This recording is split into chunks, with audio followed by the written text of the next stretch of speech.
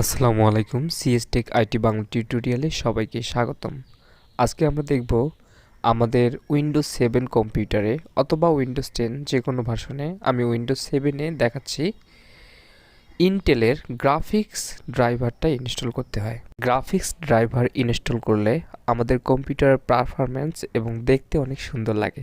তো চলুন বন্ধুরা, আজকে আমরা ইনস্টল করি ইন্টেলের গ্রাফিক্স ড্রাইভার।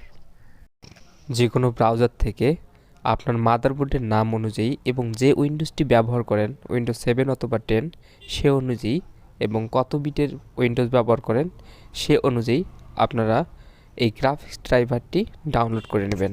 এখন প্রথমেই আমরা গ্রাফিক্স ড্রাইভারটি ওপেন করে নিচ্ছি। এটা আমাদের গ্রাফিক্স ড্রাইভার। ডাবল ক্লিক করে ওপেন করলাম, নেক্সট, আবার ইয়েস, আবার নেক্সট। আমাদের গ্রাফিক্স ড্রাইভারটি ইনস্টল হচ্ছে।